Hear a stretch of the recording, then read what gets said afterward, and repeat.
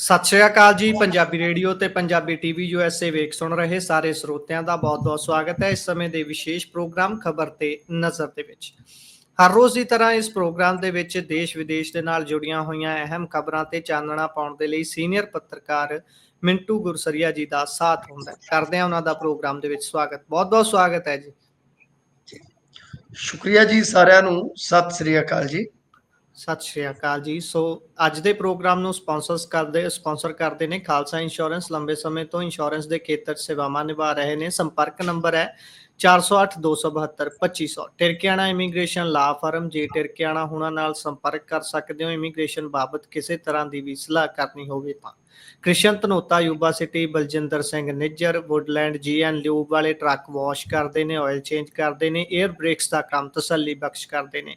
ਨਵੇਂ ਪੁਰਾਣੇ ਟਾਇਰ ਤੁਸੀਂ ਇਹਨਾਂ ਦੇ ਕੋਲੋਂ ਖਰੀਦ ਸਕਦੇ ਹੋ। ਲੋਕੇਸ਼ਨ ਸੈਂਟਾਨੀਲਾ ਦੇ ਵਿੱਚ ਹੈ। ਨਿੰਮਾ ਸਹੂਲਤਾਂ ਹੁਣਾਂ ਦਾ ਨੰਬਰ ਹੈ 209 277 0113। Jaswinder Singh Nagra, Roswell, Avtar Singh Sangha, Yuba City, Baldev Singh Kang, Yuba City. ਬਹੁਤ ਬਹੁਤ ਧੰਨਵਾਦ ਹੈ ਇਹਨਾਂ ਸਾਰੇ ਸਪਾਂਸਰਸ ਦਾ ਜਿਹੜੇ ਜ਼ਰੀਆ ਬਣਦੇ ਨੇ ਪ੍ਰੋਗਰਾਮਾਂ ਨੂੰ ਤੁਹਾਡੇ ਤੱਕ ਪਹੁੰਚਦਾ ਕਰਨ ਦੇ ਲਈ। ਸੋ ਕਰਦੇ ਹਾਂ ਖਬਰਾਂ ਦਾ ਰੁੱਖ। ਤੇ ਸਭ ਤੋਂ ਪਹਿਲਾਂ ਜੇਕਰ ਗੱਲ ਕਰ ਲਈਏ ਸਰਕਾਰ ਦੇ ਵੱਲੋਂ ਲਿਆਂਦੀ ਗਈ ਪ੍ਰਚਾਰੀ ਗਈ ਲੈਂਡ ਪੂਲਿੰਗ ਪਾਲਿਸੀ ਦੀ। ਲੈਂਡ ਪੂਲਿੰਗ ਪਾਲਿਸੀ ਨੂੰ ਜਿੱਥੇ ਸਰਕਾਰ ਪ੍ਰਚਾਰ ਰਹੀ ਸੀ ਕਹਿ ਲਈਏ ਕਿ ਇਹ ਤਾਂ ਜੀ ਬਹੁਤ ਚੰਗੀ ਹੈ, ਇਸ ਦੇ ਨਾਲ ਅਸੀਂ ਪੰਜਾਬ ਨੂੰ ਡਿਵੈਲਪ ਕਰਾਂਗੇ, ਘਰ ਬਣਾਵਾਂਗੇ, ਸਨਅਤ ਲੱਗੇਗੀ, ਬਹੁਤ ਕਿਸਾਨ ਜਿਹੜੇ ਨੇ ਕਰੋੜਪਤੀ ਹੋ ਜਾਣਗੇ। ਪਰ ਇਹ ਸਭ ਦੇ ਵਿਚਾਲੇ ਹੁਣ ਆਮ ਆਦਮੀ ਪਾਰਟੀ ਹੀ ਹੱਥਾਂ 'ਚੋਂ ਰੇਤ ਵਾਂਗ ਕਿਰਨਾ ਸ਼ੁਰੂ ਹੋ ਗਈ ਹੈ। ਲਗਾਤਾਰ ਆਮ ਆਦਮੀ ਪਾਰਟੀ ਦੇ ਛੋਟੇ-ਛੋਟੇ ਅਹੁਦਿਆਂ ਤੋਂ ਅਸਤੀਫਿਆਂ ਦੀ ਗੱਲ ਸ਼ੁਰੂ ਹੋਈ ਹੈ। ਲੋਕ ਇੰਟਰਨੈਟ ਤੇ ਵੀ ਜਿਹੜੇ ਆਮ ਆਦਮੀ ਪਾਰਟੀ ਦੇ ਅੰਦਰ ਨੇ ਉਹਨਾਂ ਨੇ ਵਿਰੋਧ ਦਰਜ ਕਰਾਉਣਾ ਸ਼ੁਰੂ ਕੀਤਾ ਹੈ। ਤੇ ਸਮਝਦੇ ਹਾਂ ਮਿੰਟੂ ਜੀ ਕੋਲੋਂ ਕਿ ਕੀ ਗੱਲਬਾਤ ਹੈ ਸਾਰੀ, ਅੰਦਰ ਚੱਲ ਕੀ ਰਿਹਾ, ਕਿਹੜੀ ਕਸ਼ਮਕਸ਼ ਦੇ ਵਿੱਚ ਹੈ ਆਮ ਆਦਮੀ ਪਾਰਟੀ। ਪਾਇਓ ਚਾਨਣਾ ਮਿੰਟੂ ਜੀ। ਦੇਖੋ, ਜਦੋਂ ਆਪਾਂ ਇਹ ਗੱਲਬਾਤ ਸਟਾਰਟ ਕੀਤੀ ਆ ਠੀਕ ਉਸ ਵੇਲੇ ਮੈਨੂੰ ਇੱਕ ਹੋਰ ਸੂਚਨਾ ਪ੍ਰਾਪਤ ਹੋ ਰਹੀ ਹੈ ਕਿ ਗੁਰਜੀਤ ਸਿੰਘ ਕਾਂਝਲਾ ਜਿਹੜੇ ਆਮ ਆਦਮੀ ਪਾਰਟੀ ਦੇ ਧੂਰੀ ਤੋਂ ਬਲਾਕ ਪ੍ਰੈਜ਼ੀਡੈਂਟ ਨੇ, ਉਹਨਾਂ ਨੇ ਵੀ ਅਸਤੀਫਾ ਦੇ ਦਿੱਤਾ। ਅੱਜ ਓਂਕਾਰ ਸਿੱਧੂ, ਤੁਹਾਨੂੰ ਪਤਾ ਹੀ ਆ, ਬੜੇ ਮਤਲਬ ਕਿ ਮਾਨ ਸਾਹਿਬ ਦੇ ਬੜੇ ਕਲੋਜ਼ ਕਹਿ ਲਓ। ਇਹਨਾਂ ਦੀ ਵਧੀਆ ਟੀਮ ਸੀਗੀ ਜਿਹਦੇ ਸ਼ੁਰੂਆਤੀ ਆਪਾਂ ਦਿਨ ਦੇਖੀਏ ਬੀਤੇ ਹੋਏ ਨੇ ਇਕੱਠਿਆਂ ਦੇ। ਤਾਂ ਓਂਕਾਰ ਸਿੱਧੂ ਵਿਰੋਧ ਦੇ ਵਿੱਚ ਆ ਗਏ। ਇਸ ਤੋਂ ਪਹਿਲਾਂ ਇੱਕ ਵੱਡਾ ਝਟਕਾ ਆਮ ਆਦਮੀ ਪਾਰਟੀ ਨੂੰ ਲੱਗਾ ਮੋਗੇ ਤੋਂ। ਜ਼ਿਲ੍ਹਾ ਯੋਜਨਾ ਬੋਰਡ ਦੇ ਚੇਅਰਮੈਨ ਹੈ ਜਿਹੜੇ ਹਰਮਨ ਬਰਾੜ, ਉਹ ਅਸਤੀਫਾ ਦੇਗਾ। ਇਸ ਤੋਂ ਇਲਾਵਾ ਲਹਿਰੇ ਤੋਂ ਇੱਕ ਸ਼ਾਇਦ ਇਹਨਾਂ ਦੇ ਕਿਸੇ ਨੇਤਾ ਨੇ ਅਸਤੀਫਾ ਦਿੱਤਾ। ਮਤਲਬ ਸਾਫ਼ ਹੈ ਕਿ ਅਸਤੀਫਿਆਂ ਦੀ ਝੜੀ ਲੱਗ ਗਈ। ਮੈਂ ਆਹੀ ਗੱਲ ਵਾਰ ਗੁਰਪ੍ਰੀਤ ਜੀ ਕਹਿ ਰਿਹਾ ਸੀ ਤੁਹਾਨੂੰ ਕਿ ਦੇਖੋ, ਕੱਖਾਂ ਦੇ ਵਿੱਚ ਅੱਗ ਨਹੀਂ ਲੁਕਦੀ ਹੁੰਦੀ ਜੀ। ਅੰਡਰਸਟੂਡ ਕਰੋ ਇਸ ਚੀਜ਼ ਨੂੰ ਸਰ ਕਿ ਇਹ ਜ਼ਮੀਨ ਮਹਿਜ਼ ਜ਼ਮੀਨ ਦਾ ਟੁਕੜਾ ਨਹੀਂ, ਜ਼ਮੀਨ ਸੈਂਟੀਮੈਂਟ ਹੈ ਜੀ। ਜਦੋਂ ਸੈਂਟੀਮੈਂਟ ਹਰਟ ਹੁੰਦਾ ਹੈ ਜਾਂ ਅਸੁਰੱਖਿਅਤ ਫੀਲ ਕਰਦਾ ਹੈ, ਉਦੋਂ ਸਿਆਸਤ ਦੇ ਵਿੱਚ ਇਹ ਨਹੀਂ ਵੇਖਿਆ ਜਾਂਦਾ ਕਿ ਕਿਹੜਾ ਕੀ ਪਾਲਿਸੀ ਲੈ ਕੇ ਆਇਆ, ਕਿਹੜਾ ਇਨਕਲਾਬੀ ਜਾਂ ਫਲਾਣਾ ਹਿਸਾਬ ਕਿਤਾਬ, ਉਹ ਬਾਅਦ ਦੀਆਂ ਗੱਲਾਂ ਹੋ ਜਾਂਦੀਆਂ ਨੇ। ਲਿਹਾਜ਼ਾ ਦੇਖੋ, ਮੈਨੂੰ ਇਸ ਗੱਲ ਦੀ ਪੱਕੀ ਸੂਚਨਾ, ਮੈਨੂੰ ਇੱਕ ਐਸਾ ਸ਼ਖਸ ਜਾਣਦਾ ਹੈ ਜਿਹੜਾ ਕਿਸੇ MLA ਕੋਈ ਵੀ ABC ਲਾ ਲਓ ਕਿ ਉਹਨਾਂ ਦੇ ਚੌਂਕੇ ਚੁੱਲ੍ਹੇ 'ਚ ਵੀ ਬੈਠ ਸਕਦਾ ਹੈ, ਇੰਨਾ ਕਰੀਬੀ ਪਰਿਵਾਰ ਦਾ, ਯਾਨੀ ਜਿਹਦੇ ਪਰਿਵਾਰ ਸਾਂਝੇ। ਤਾਂ ਉਸਨੇ ਕਿਹਾ ਕਿ ਸਾਡਾ ਫੈਮਿਲੀ ਦਾ ਮਤਲਬ ਕਿ ਆਪਦਾ ਗਰੁੱਪ ਬਣਿਆ ਹੋਇਆ। ਤਾਂ ਉਹਦੇ 'ਚ ਅਸੀਂ ਇੱਕ ਦਿਨ ਗੱਲ ਕੀਤੀ ਤੇ ਸਾਡੇ ਖੁਦ MLA ਸਾਹਿਬ ਜਿਹੜੇ ਆ ਉਹ ਬੜੇ ਨਾਖੁਸ਼ ਸੀ ਵੀ ਹੁਣ ਕਿੱਧਰ ਨੂੰ ਜਾਈਏ। ਹੁਣ ਕਿ ਮਾਨ ਸਾਹਿਬ ਨੂੰ ਅਸੀਂ ਬਹੁਤ ਅੱਛਾ ਸਮਝਿਆ, ਪਰ ਮਾਨ ਸਾਹਿਬ ਵੀ ਉਮੀਦਾਂ ਤੇ ਖਰਾ ਨਹੀਂ ਉਤਰ ਰਿਹਾ। ਤੁਸੀਂ ਹਿਸਾਬ ਲਾ ਲਓ ਕਿ ਇੱਕ ਪ੍ਰਾਈਵੇਟ ਚੈਟ ਬੰਦੇ ਨੇ ਮੈਨੂੰ ਦੱਸੀ ਕਿ ਇਸੇ ਹੋਰ ਨਹੀਂ, ਮਤਲਬ ਕਿ ਅਦਰਵਾਈਜ਼ ਨਹੀਂ ਲੈਣਾ ਕਿ ਕੋਈ MLA ਮਾਨ ਸਾਹਿਬ ਤੋਂ ਦੁਖੀ ਹੈ, ਨਹੀਂ, ਪਾਲਿਸੀ ਦੀ ਗੱਲ ਕਰ ਰਹੇ ਹਾਂ, ਪਾਲਿਸੀ ਦੇ ਲਿਹਾਜ਼ ਨਾਲ, ਕਿਉਂਕਿ ਆਪਾਂ ਕਿਸੇ ਦਾ ਪੋਲੀਟੀਕਲੀ ਨੁਕਸਾਨ ਕਰਾਉਣ ਦੇ ਰੌਂ ਦੇ ਵਿੱਚ ਕਦੇ ਨਹੀਂ ਰਹੇ। ਹਰ ਇੱਕ ਬੰਦੇ ਦਾ ਆਪੋ ਆਪਣਾ ਕਰੀਅਰ ਹੈ। ਤਾਂ ਕਹਿਣ ਦਾ ਮਤਲਬ ਇਹ ਹੈ ਸਰ ਕਿ ਲੈਂਡ ਪਾਲਿਸੀ ਇੱਕ ਇਸ ਤਰ੍ਹਾਂ ਦੀ ਪਾਲਿਸੀ ਬਣ ਗਈ ਆ। ਮੈਨੂੰ ਅੱਜ ਇੱਕ ਹੋਰ ਵਕੀਲ ਮਿੱਤਰ ਨੇ ਦੱਸਿਆ ਕਿ AG ਦਫ਼ਤਰ ਦਾ ਬਕਾਇਦਾ ਇੱਕ ਵਕੀਲ ਸਰਕਾਰੀ ਗੱਡੀ ਦੇ ਵਿੱਚ, ਸਰਕਾਰੀ ਰੈਸਟ ਹਾਊਸ ਦੇ ਵਿੱਚ ਬਹਿ ਕੇ ਫੀਡਬੈਕ ਲੈ ਕੇ ਗਿਆ, ਨੋਟਿੰਗ ਕਰਕੇ ਗਿਆ ਜੀ। ਖਾਸ ਤੌਰ ਤੇ ਲੈਂਡ ਪੂਲਿੰਗ ਤੇ ਇਸ ਤੋਂ ਇਲਾਵਾ ਡਰੱਗ ਦੇ ਮਾਮਲੇ ਦੇ ਵਿੱਚ। ਯਾਨੀ ਇਸ ਵੇਲੇ ਦੋ ਵੱਡੀਆਂ ਕਸਰਤਾਂ ਜਿਹੜੀਆਂ ਕਰ ਰਹੀ ਹੈ ਆਮ ਆਦਮੀ ਪਾਰਟੀ ਦੀ ਸਰਕਾਰ, ਉਹ ਆਈਓ ਆ। ਹੁਣ ਦੇਖੋ ਇਹਨਾਂ ਨੇ ਸਭ ਪੈਂਤੜੇ ਖੇਡ ਲਏ। ਮੈਂ 2-3 ਦਿਨ ਤੋਂ ਲਗਾਤਾਰ ਪੰਜਾਬੀਆਂ ਨੂੰ ਦੱਸ ਰਿਹਾ ਕਿ ਹੁਣ ਲਾਸਟ ਇਹਨਾਂ ਨੇ ਜਿਹੜੀ ਗੇਮ ਖੇਡਣੀ ਸੀ ਉਹ ਵੀ ਖੇਲ ਦਿੱਤੀ ਆ। ਉਹ ਗੇਮ ਵੀ ਤੁਹਾਨੂੰ ਮੈਂ ਦੱਸ ਦਿੰਦਾ, ਇਹ ਸਾਰੀ ਜਾਣਕਾਰੀ ਅੰਦਰ ਦੀ ਹੈ, ਹੋ ਸਕਦਾ ਹੈ ਤੁਹਾਡੇ ਲਈ ਇਹ ਨਵੀਂ ਹੋਵੇ। ਦੇਖੋ, ਜੋ ਲੈਂਡ ਪੂਲਿੰਗ ਹੈ ਉਹਦਾ ਸੈਂਟਰ ਹੈ ਲੁਧਿਆਣਾ, ਜਿੱਥੋਂ ਲਾ ਲਓ ਕਿ ਪੈਂਦੀ ਸੱਟੇ ਇਹਨਾਂ ਨੇ 7 ਜ਼ੋਨ ਵੰਡੇ, 7 ਜ਼ੋਨ ਵੰਡ ਕੇ 7000 ਜਾਂ 7500 ਕਿੱਲਾ ਕਹਿ ਲਓ ਕਿ 3 ਜ਼ੋਨਾਂ ਚੋਂ ਕੱਢਿਆ, ਉਹਦੀ ਨਿਸ਼ਾਨਦੇਹੀ ਕੀਤੀ ਜੀ। ਠੀਕ ਹੈ, ਜਿਹੜਾ ਨੋਟੀਫਿਕੇਸ਼ਨ ਅਖਬਾਰਾਂ ਚ ਆਉਂਦਾ 9 ਪਿੰਡਾਂ ਦਾ, ਠੀਕ ਹੋ ਗਿਆ। ਹੁਣ ਇਸ ਤੋਂ ਬਾਅਦ ਇਹਨਾਂ ਨੇ ਡਾਟਾ ਤੁਹਾਡੇ ਇੱਥੋਂ ਜਲੰਧਰੋਂ ਜੋ ਲੈਂਡ ਬੈਂਕ ਹੈ ਉੱਥੋਂ ਚੱਕ ਲਿਆ, ਜਿਹੜਾ ਡਾਟਾ ਬੈਂਕ ਆ, ਠੀਕ ਹੈ ਜੀ, ਪਟਵਾਰੀਆਂ ਨੂੰ ਬਾਈਪਾਸ ਕਰਕੇ। ਉਸ ਤੋਂ ਬਾਅਦ ਇਹਨਾਂ ਨੇ ਉਸ ਡਾਟੇ ਚੋਂ ਕੁਝ ਬੰਦੇ ਕੱਢੇ, ਮਤਲਬ ਖਾਸ ਤੌਰ ਤੇ ਜੇ ਤੁਸੀਂ ਵੇਖੋਗੇ ਤਾਂ ਇਹਨਾਂ ਨੇ ਜੋ ਇਸ ਵੇਲੇ ਤੁਸੀਂ ਦੇਖਿਆ ਹੋਣਾ ਬੜਾ ਪ੍ਰਚਾਰ ਦੇ ਕਿ ਫਲਾਣੇ ਨੇ ਆ ਦਿੱਤਾ, ਫਲਾਣੇ ਨੇ ਆ ਦੇ ਦਿੱਤਾ, ਯਾਨੀ ਉਹਦੇ ਵਿੱਚ ਜੇ ਤੁਸੀਂ ਵੇਖੋਗੇ ਤਾਂ ਬਹੁਤ ਵੱਡਾ ਜ਼ਮੀਨ ਦਾ ਇੱਕ ਹਿੱਸਾ 6-7 ਫਰਮਾਂ ਦੇ ਕੋਲ ਆ।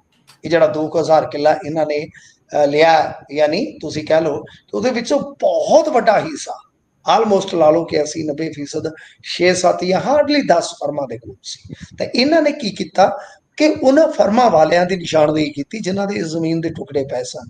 ਇੱਕ ਤੇ ਇਸ ਤਰ੍ਹਾਂ ਦੀ ਵੀ ਫਰਮ ਹੈ ਕਿ ਵੇਰਕਾ ਪਲਾਂਟ ਕੋਲ, ਉਸਦੇ ਕੋਲ ਕੱਲੀ ਕੋਲ ਹੀ 600-700 ਕਿੱਲਾ ਹੈ, ਹਿਸਾਬ ਲਾ ਲਓ ਜੀ, ਐਡਾ ਵੱਡਾ ਪੂਲ ਹੈ ਉਹਨਾਂ ਦੇ ਕੋਲ।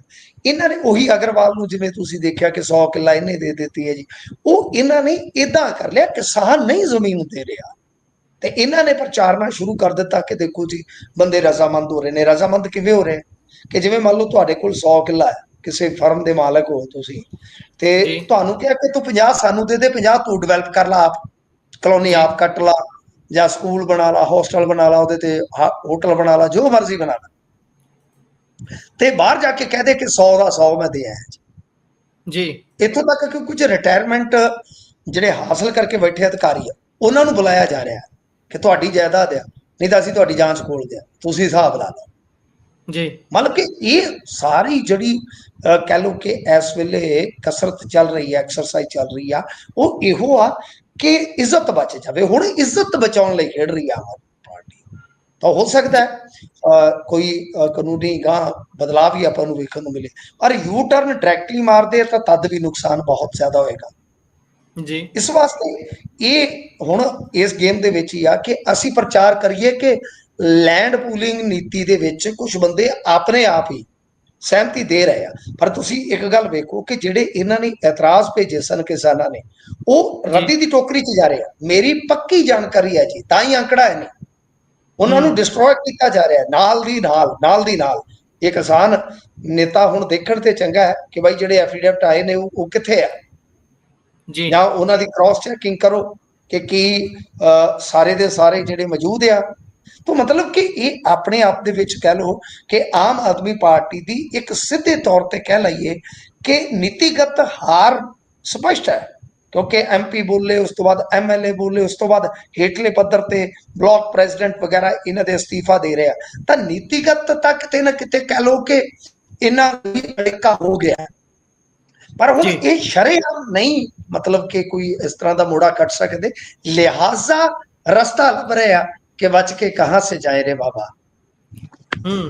ਜੀ, ਬਚਣ ਦਾ ਰਸਤਾ ਲੱਭਣਗੇ। ਹੁਣ ਦੇਖਦੇ ਹਾਂ ਬਣਦਾ ਕੀ ਹੈ, ਬਚਦੇ ਨੇ ਜਾਂ ਫਿਰ ਨਹੀਂ। ਅੱਗੇ ਚੱਲੀਏ ਤਾਂ ਉਧਰ ਕਰਨਲ ਬਾਠ ਮਾਮਲੇ ਦੇ ਵਿੱਚ ਜਿਹੜੇ ਪੁਲਿਸ ਮੁਲਾਜ਼ਮ ਉਹ ਆਪਣੇ ਆਪ ਨੂੰ ਬਚਾਉਣ ਦੀ ਕੋਸ਼ਿਸ਼ 'ਚ ਲੱਗੇ ਹੋਏ ਨੇ। ਕਹਿੰਦੇ ਸੁਪਰੀਮ ਕੋਰਟ ਪਹੁੰਚ ਗਏ ਸੀ ਪਰ ਉੱਥੋਂ ਲਾਪਾ ਕਰਵਾ ਕੇ ਵਾਪਸ ਆਉਣਾ ਪਿਆ। ਦੇਖੋ, ਸੁਪਰੀਮ ਕੋਰਟ, ਮੇਰੀ ਗੱਲ ਸੁਣੋ ਤੁਸੀਂ, ਇਹ ਗੱਲ ਤੇ ਕਹਿ ਲਓ ਕਿ ਉਮੀਦ ਦੇ ਪੱਖੋਂ ਜੇ ਦੇਖੀਏ ਤੇ 5% ਉਮੀਦ ਰੱਖਦੀ ਹੈ, 95% ਇਹੀ ਹੋਣਾ ਸੀ ਜੀ। ਤੁਸੀਂ ਦੇਖੋ, ਇੱਕ ਬਹੁਤ ਖੁਫੀਆ ਏਜੰਸੀ ਨਾਲ ਜੁੜਿਆ ਕਰਨਲ, ਉਹਦਾ ਕੁੱਟਮਾਰ ਦਾ ਮਾਮਲਾ ਹੋਵੇ, 2 ਇਨਵੈਸਟੀਗੇਸ਼ਨਾਂ ਨੂੰ ਕੋਰਟ ਮੰਨ ਚੁੱਕੀ ਹੋਵੇ ਕਿ ਇਹ ਸਹੀ ਨਹੀਂ ਜਾ ਰਹੀਆਂ, ਹਾਈ ਕੋਰਟ ਨੇ CBI ਨੂੰ ਜਾਂਚ ਦਿੱਤੀ ਹੋਵੇ, ਸੁਪਰੀਮ ਕੋਰਟ ਮੰਨੇਗਾ ਨਾ ਕਿ ਨਹੀਂ? ये जांच पड़ताल क्यों रुकवाने का यतन किया जा रहा है? कुछ तो है दया, कुछ तो गड़बड़ है। सो जी सुप्रीम कोर्ट ਦੇ ਵਿੱਚ ਬਹੁਤ ਇੰਟੈਲੀਜੈਂਟ ਜੱਜ ਬੈਠੇ ਹੁੰਦੇ ਨੇ, ਲਿਹਾਜ਼ਾ ਅੱਜ ਕੜੀ ਆਲੋਚਨਾ ਕੀਤੀ ਉਹਨਾਂ ਨੇ ਅਧਿਕਾਰੀਆਂ ਦੀ।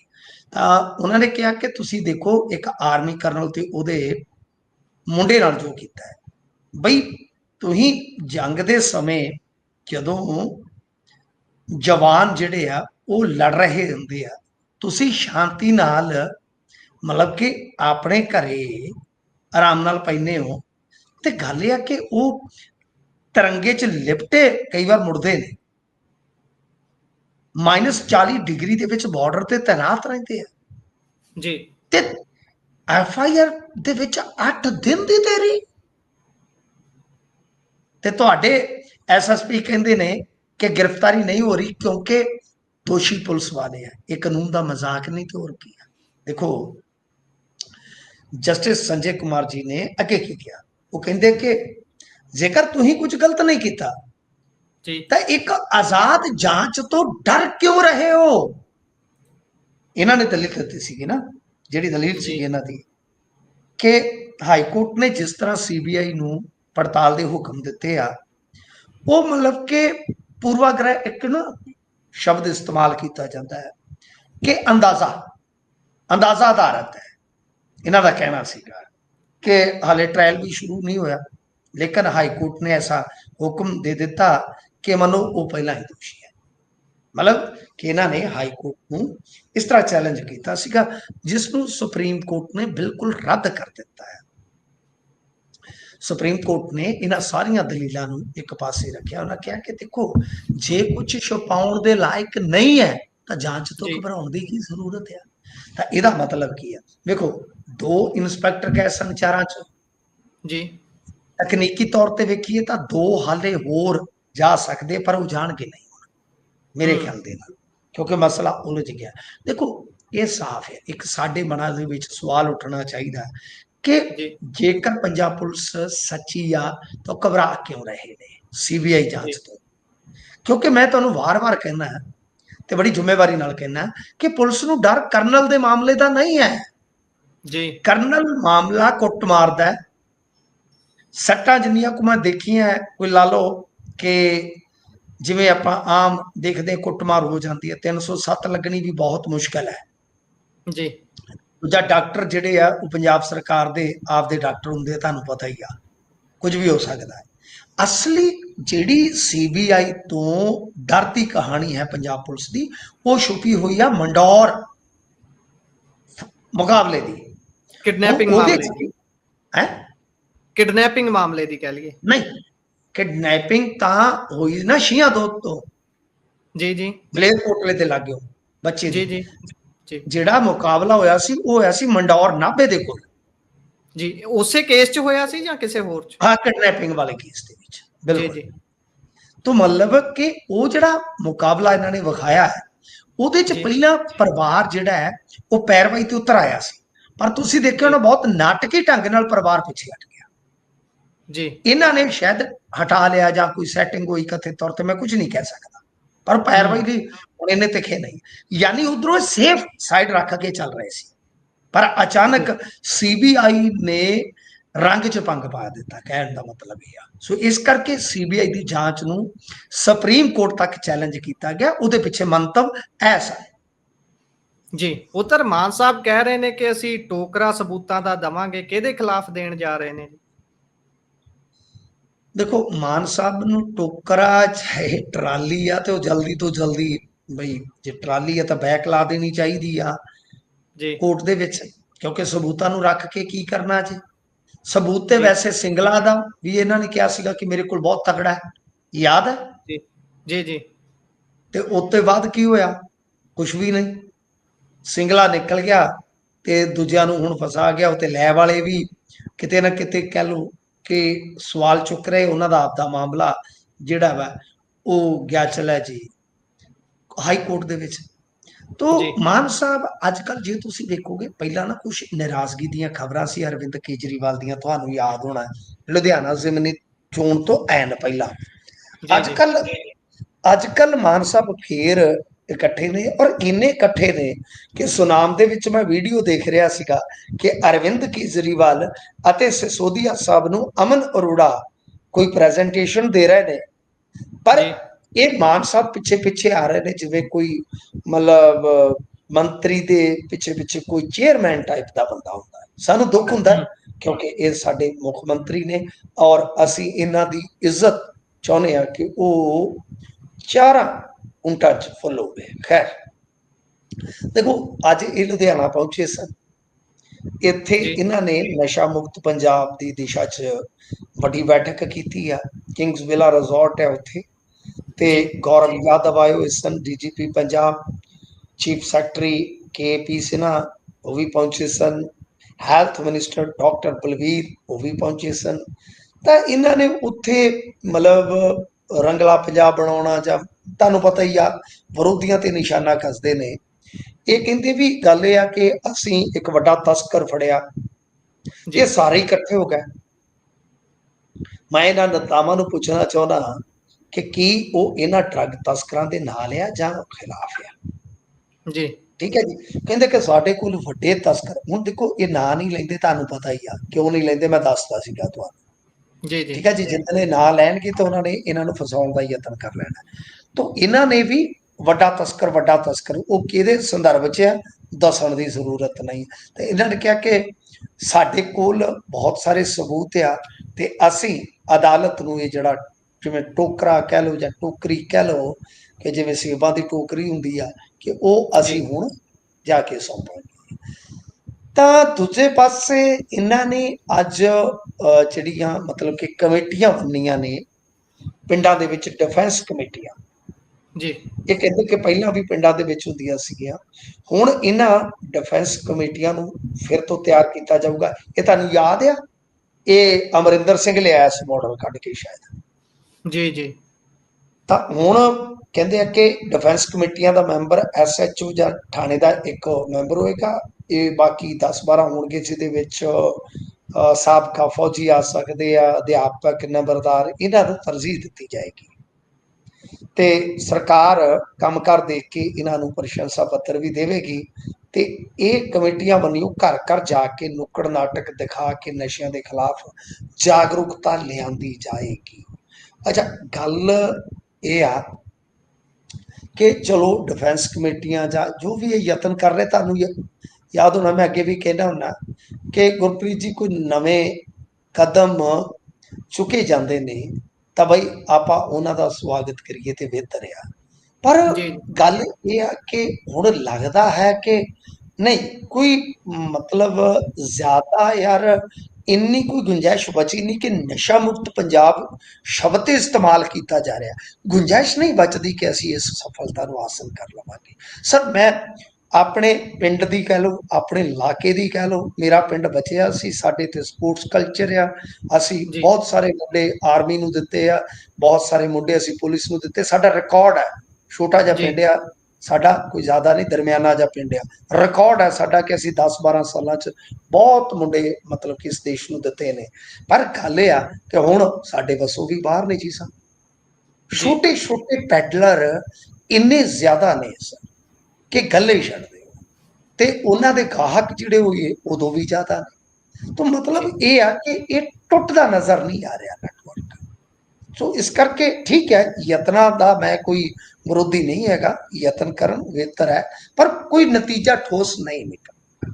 ਸਿਰਫ ਤੇ ਸਿਰਫ ਹੈ ਕਿ ਜੇਲਾਂ ਓਵਰ ਕਰਾਊਡਡ ਹੋ ਰਹੀਆਂ ਨੇ, ਇਸ ਤੋਂ ਵੱਧ ਕੁਛ ਨਹੀਂ। ਰਹੀ ਗੱਲ ਸਬੂਤਾਂ ਦੀ, ਤਾਂ ਸਬੂਤ ਠੀਕ ਹੈ ਤੁਸੀਂ ਕੋਰਟ ਕੋਲ ਰੱਖੋ, ਸਾਰਾ ਕੁਝ ਕਰੋ, ਪਰ ਤੁਸੀਂ ਇਹ ਦੱਸੋ ਕਿ ਮਜੀਠੀਆ ਦੇ ਖਿਲਾਫ ਜੇਕਰ ਤੁਹਾਡੇ ਕੋਲ ਸਬੂਤ ਹੈ ਤਾਂ ਫਿਰ ਤੁਸੀਂ ਚਾਰਜਸ਼ੀਟ ਉਸ ਮਾਮਲੇ 'ਚ ਕਿੱਦਣ ਦਾਖਲ ਕਰਨੀ ਹੈ, ਸਾਨੂੰ ਉਹ ਦਿਨ ਵਾਰ ਦੱਸ ਦਿਓ। ਐਤਵਾਰ ਨੂੰ ਦੱਸ ਕਿਹੜਾ ਤੇਰਾ ਕਾਲਜ ਲੱਗਦਾ ਨਹੀਂ, ਐਤਵਾਰ ਨੂੰ ਹੀ ਦੱਸ ਦਿਓ ਕਿ ਅਸੀਂ ਐਤਵਾਰ ਚਾਰਜਸ਼ੀਟ ਬਣਾ ਕੇ ਕਿਤੇ ਰੱਖ ਦਿਆਂਗੇ। ਜੀ ਸਿਰਫ ਵੱਡਾ ਤਸਕਰ ਸ਼ਬਦ ਵਰਤ ਲੈਣ ਦੇ ਨਾਲ, ਪ੍ਰਚਾਰ ਕਰਨ ਦੇ ਨਾਲ ਤੁਸੀਂ ਪੰਜਾਬ ਨੂੰ ਨਸ਼ਾ ਮੁਕਤ ਕਿੰਨਾ ਕੁ ਕਰ ਸਕਦੇ ਹੋ ਇਹ ਸਾਰੇ ਜਾਣਦੇ ਨੇ। ਗੱਲਾਂ ਵਧੀਆ ਬਣਾ ਲੈਂਦੇ ਨੇ, ਠੀਕ ਹੈ, ਮੁਬਾਰਕ ਨੇ, ਪਰ ਕੰਮ ਧਰਾਤਲ ਤੇ ਹੋਣਾ ਬਹੁਤ ਜ਼ਰੂਰੀ ਹੈ। ਸੋ ਅੱਗੇ ਚੱਲਦੇ ਹਾਂ। ਮੰਤਰੀ ਬੈਸ ਹੋਣੀ 6 ਵਾਸਤੇ ਤਲਬ ਕਰ ਲਏ ਗਏ ਨੇ। ਹਾਂਜੀ ਬਿਲਕੁਲ, ਇਹ ਤੁਹਾਨੂੰ ਪਤਾ ਹੀ ਹੈ ਕਿ ਸਮਾਗਮ ਹੋਇਆ ਸੀ ਵੀਰ ਸਿੰਘ ਵਾਲਾ। ਅੱਛਾ, ਇੱਕ ਤੁਸੀਂ ਵੀਰ ਸਿੰਘ ਵਾਲੇ ਸਮਾਗਮ ਦੇ ਵਿੱਚੋਂ ਗੁਰਪ੍ਰੀਤ ਜੀ ਗੱਲ ਨੋਟ ਕੀਤੀ ਆ? ਜੀ ਜੇ ਨਹੀਂ ਤੇ ਮੈਂ ਤੁਹਾਨੂੰ ਦੱਸਣੀ ਚਾਹਾਂਗਾ ਇੱਥੇ ਥੋੜੀ ਜਿਹੀ। ਵੀਰ ਸਿੰਘ ਕਮਾਲ ਕਰ ਗਿਆ। ਜੀ ਵੀਰ ਸਿੰਘ ਨੇ ਇੱਕ ਬਹੁਤ ਵੱਡੀ ਗਲਤੀ ਕੀਤੀ ਤੇ ਉਸ ਦਾ ਜਿਹੜਾ ਸਪਸ਼ਟੀਕਰਨ ਸੀ, ਮਾਫੀ ਸੀ ਜਿਹੜੀ, ਮੈਂ ਉਹਦੇ ਨਾਲ ਸਹਿਮਤ ਨਹੀਂ ਸੀ। ਮੈਂ ਤੁਹਾਨੂੰ ਉਦੋਂ ਵੀ ਕਿਹਾ ਸੀ ਕਿ ਮੈਂ ਇਹਨਾਂ ਦੇ ਵਿੱਚ ਰਹਿ ਰਿਹਾ ਆਰਟਿਸਟਾਂ ਦੇ ਵਿੱਚ। ਇਹ ਤੇ ਜਦੋਂ ਪ੍ਰੋਗਰਾਮ ਬੁੱਕ ਕਰਦੇ ਨੇ, ਖੁਸ਼ੀ ਦਾ ਹੈ, ਜਗਰਾਤਾ ਹੈ, ਵਿਆਹ ਹੈ, ਸਭ ਕੁਝ ਦੇਖਦੇ ਨੇ ਕਿਸ ਤਰ੍ਹਾਂ ਦਾ ਮੈਟਰ ਚਾਹੀਦਾ ਇਹਨਾਂ ਨੂੰ।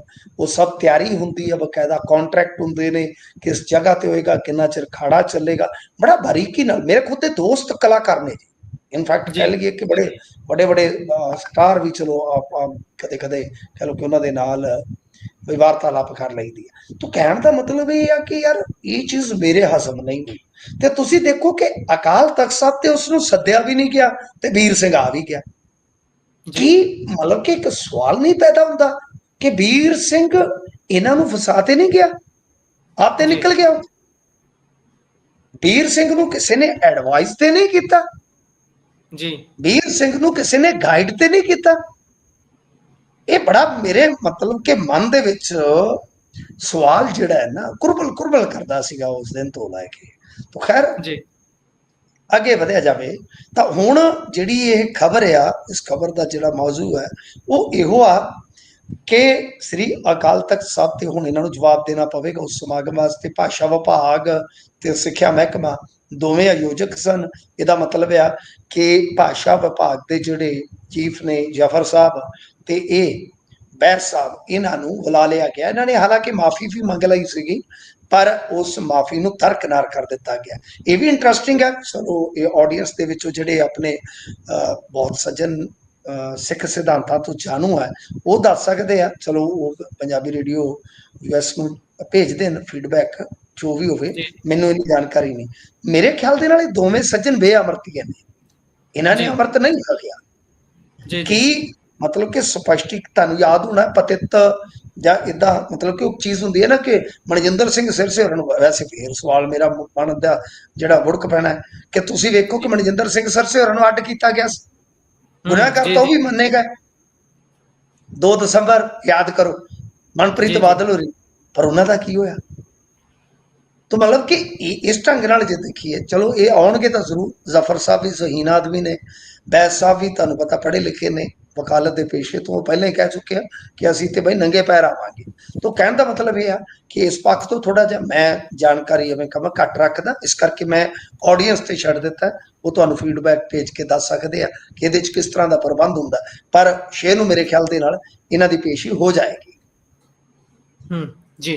ਸੋ ਅੱਗੇ ਜੇਕਰ ਆਪਾਂ ਅਗਲੀ ਖਬਰ ਵੱਲ ਵਧਦੇ ਹਾਂ ਤਾਂ ਅੱਜ ਇੱਕ ਫਰਜ਼ੀ ਮੁਕਾਬਲਾ, ਜਿਸ ਤੇ ਤੁਸੀਂ ਪਿਛਲੇ ਦਿਨੀ ਵੀ ਗੱਲ ਕੀਤੀ ਸੀ ਕਿ ਦੋਸ਼ੀ ਪਾਏ ਗਏ ਨੇ ਤੇ ਹੁਣ ਸਜ਼ਾ ਸੋਮਵਾਰ ਨੂੰ ਸੁਣਾਈ ਜਾਣੀ ਹੈ, ਤੇ ਅੱਜ ਸੋਮਵਾਰ ਸੀ ਤੇ ਉਹ ਦਿਨ ਆਇਆ ਜਦੋਂ ਉਹਨਾਂ ਪਰਿਵਾਰਾਂ ਦੀ ਮਿਹਨਤ, ਜਿਨ੍ਹਾਂ ਨੇ ਅਦਾਲਤਾਂ ਦੇ ਗੇੜੇ ਕੱਢ ਕੱਢ ਕੇ ਵਿਆਹੀਆਂ ਕਸਾ ਲਈਆਂ ਆਪਣੀਆਂ, ਤੇ ਉਹਨਾਂ ਨੂੰ ਇਨਸਾਫ ਮਿਲਿਆ। ਇਹਨੂੰ ਮੰਨੀਏ ਜਾਂ ਕੀ ਮੰਨੀਏ ਜੀ? ਕਹਿੰਦੇ ਵੀ ਇਹ ਨਹੀਂ ਪੁਰਾਣੇ ਕੇਸ। ਜੀ ਜੀ ਦੱਸ ਜੀ ਦਿਓ। ਜੀ ਨਹੀਂ ਗੁਰਪ੍ਰੀਤ ਜੀ, ਇਹਨੂੰ ਇਨਸਾਫ ਮੰਨ ਸਕਦੇ ਆ ਆਪਾਂ, ਠੀਕ ਆ। ਜੀ ਕੁਝ ਬੰਦੇ ਕਹਿੰਦੇ ਆ ਕਿ ਦੇਰ ਨਾਲ ਮਿਲਿਆ ਇਨਸਾਫ ਨਾ ਮਿਲੇ ਦੇ ਬਰੋਬਰ ਹੁੰਦਾ। ਮੈਂ ਸਹਿਮਤ ਹਾਂ ਉਸ ਗੱਲ ਦੇ ਨਾਲ ਵੀ। ਪਰ ਜਿਉਂਦੇ ਜੀ ਕੋਈ ਪਰਿਵਾਰਕ ਮੈਂਬਰ ਆਪਣੇ ਪਰਿਵਾਰਕ ਮੈਂਬਰ ਨੂੰ ਕੋਹ ਕੇ ਮਾਰਨ ਦੇ ਦੋਸ਼ੀ ਨੂੰ ਹਸ਼ਰ ਤੱਕ ਪਹੁੰਚਦਾ ਵੇਖ ਲਵੇ ਤੇ ਮੇਰੇ ਖਿਆਲ ਦੇ ਨਾਲ ਅੰਤਰਾ ਠਰ ਜਾਂਦੀਆਂ ਨੇ। ਜੀ ਠੀਕ ਹੈ ਨਾ ਜੀ। ਸੋ ਇਹ ਜਿਹੜੇ 7 ਬੰਦੇ ਮਾਰੇ ਸੀ 2 ਵੱਖ-ਵੱਖ ਮੁਕਾਬਲਿਆਂ 'ਚ, ਜਿਨ੍ਹਾਂ ਨੂੰ ਲਗਭਗ ਮਹੀਨੇ ਦੇ ਕਰੀਬ ਇਹਨਾਂ ਨੇ ਟੌਰਚਰ ਕੀਤਾ ਸੀ, ਉਹਦੇ ਚੋਂ 4 ਤੇ ਇਹਨਾਂ ਦੇ ਐਸਪੀਓ ਸੀ ਪੁਲਿਸ ਦੇ। ਸਰ ਇਹ ਜੀ ਇਤਿਹਾਸ 'ਚ ਲਿਖਿਆ ਜਾਏਗਾ ਕਿ ਉਸ ਵੇਲੇ ਪੁਲਿਸ ਨੇ ਪੁਲਿਸ ਮਾਰੀ ਹੈ। ਜੀ ਜੀ ਕਿਉਂਕਿ ਪਿਛਲਾ ਜਿਹੜਾ ਐਨਕਾਊਂਟਰ ਦਾ ਆਇਆ ਸੀਗਾ ਫੈਸਲਾ, ਉਹਦੇ ਵਿੱਚ ਵੀ ਤੇ ਗੁਰਪ੍ਰੀਤ ਜੀ ਪੁਲਿਸ ਵਾਲੇ ਮਾਰੇ ਗਏ ਸਨ ਨਾ 2।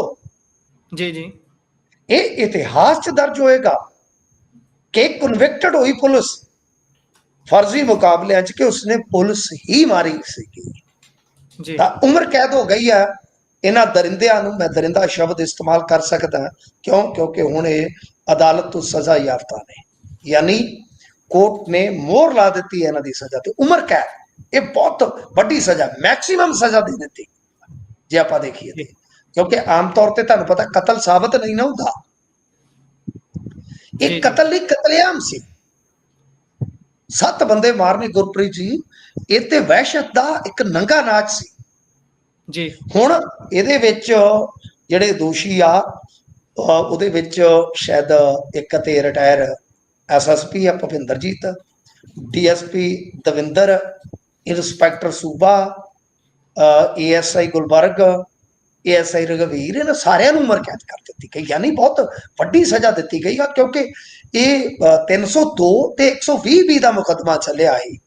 ਤਾਂ 10 ਪੁਲਿਸ ਅਫਸਰਾਂ ਤੇ ਕਰਮਚਾਰੀਆਂ ਨੂੰ ਦੋਸ਼ੀ ਬਣਾਇਆ ਗਿਆ ਸੀਗਾ। ਟਰਾਇਲ ਦੇ ਦੌਰਾਨ 5 ਮਰ ਵੀ ਗਏ ਸਨ।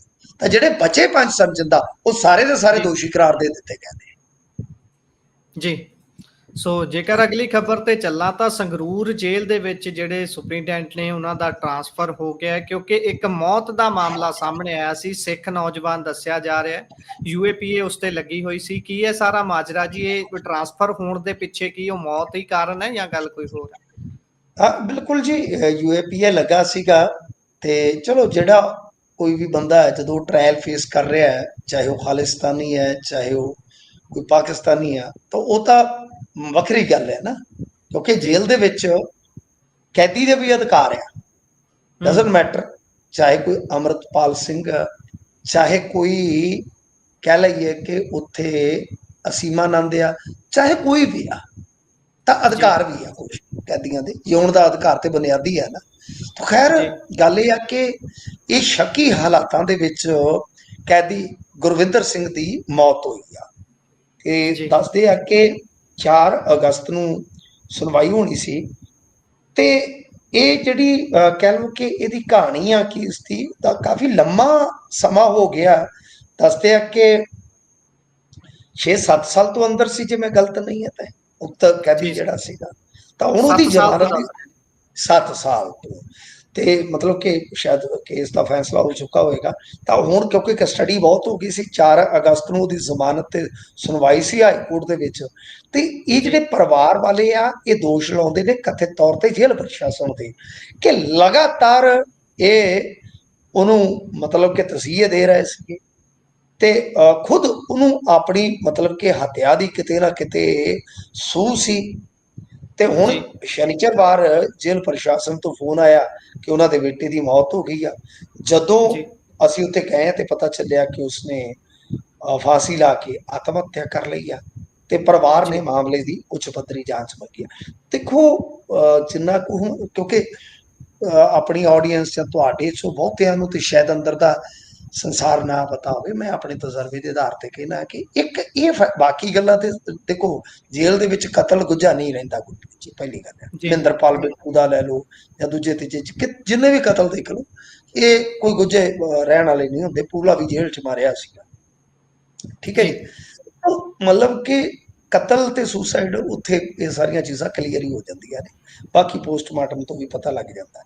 ਪਰ ਜ਼ਮਾਨਤ ਲੱਗਣੀ ਸੀ ਹਾਈ ਕੋਰਟ, 7 ਸਾਲ ਦੀ ਕਸਟਡੀ, ਮੈਨੂੰ ਮਤਲਬ ਕਿ ਇਸ ਕਰਕੇ ਥੋੜਾ ਜਿਹਾ ਇਹ ਹੋ ਰਿਹਾ ਬੰਦੇ ਦੀ ਮਨੋਸਥਿਤੀ ਤੇ, ਕਿ ਜਦੋਂ ਆਸ ਹੋ ਗਈ ਬੰਦੇ ਨੂੰ 7 ਸਾਲ ਕੱਟ ਲਏ ਆ ਜਿਸ ਬੰਦੇ ਨੇ, ਤੇ ਉਹਦੀ ਜ਼ਮਾਨਤ ਲੱਗਣ ਜਾ ਰਹੀ ਸੀ ਜਾਂ ਸੁਣਵਾਈ ਹੋਣ ਜਾ ਰਹੀ ਸੀ, ਤਾਂ ਘੱਟੋ ਘੱਟ ਇਹ ਤਾਂ ਦੇਖਦਾ ਵੀ ਆਖਰੀ ਆਸ ਤੇ ਅਜ਼ਮਾ ਲਈਏ ਕਿ ਕੀ ਪਤਾ ਜ਼ਮਾਨਤ ਮਿਲ ਜਾਵੇ। ਸੋਚਦੇ ਆ ਕਿ ਨਹੀਂ ਆਪਾਂ?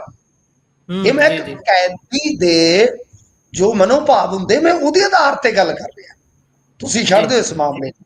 ਇੱਕ ਵੇਲੇ ਏਦਾਂ ਮੰਨ ਲਓ ਕਿ ਮੈਂ ਤੁਹਾਡੇ ਸਾਹਮਣੇ ਕੈਦੀ ਬੋਲ ਰਿਹਾ, ਤਾਂ ਜਦ ਮੇਰੀ ਜ਼ਮਾਨਤ, ਮੈਨੂੰ ਪਤਾ ਕਿ 7 ਸਾਲ ਦੀ ਕਸਟਡੀ ਹੋ ਗਈ ਆ, ਤਾਂ ਹੋ ਸਕਦਾ ਹੈ ਕਿ ਸੰਭਾਵਨਾ ਹੈ ਕਿ ਮੇਰੀ ਜ਼ਮਾਨਤ ਹੋ ਜਾਵੇ। ਫਿਰ ਜ਼ਮਾਨਤ ਦੀ ਮਤਲਬ ਕਿ ਜਦੋਂ ਤਰੀਕ ਆ ਗਈ ਜਾਂ ਸੁਣਵਾਈ ਦੀ ਤਰੀਕ ਆ ਗਈ, ਉਸ ਤੋਂ ਪਹਿਲਾਂ ਇੱਕ ਕਦਮ ਚੁੱਕਣਾ। ਸੋ ਮਨੋਸਥਿਤੀ ਦੀ ਕਿਤੇ ਨਾ ਕਿਤੇ ਫਿਰ ਆਪਾਂ ਇੱਕ ਕਿਤੇ ਨਾ ਕਿਤੇ ਵੇਖੀਏ ਤਾਂ ਕਹਾਣੀ ਬੜੀ ਗੁੰਝਲਦਾਰ ਬਣ ਜਾਂਦੀ ਹੈ।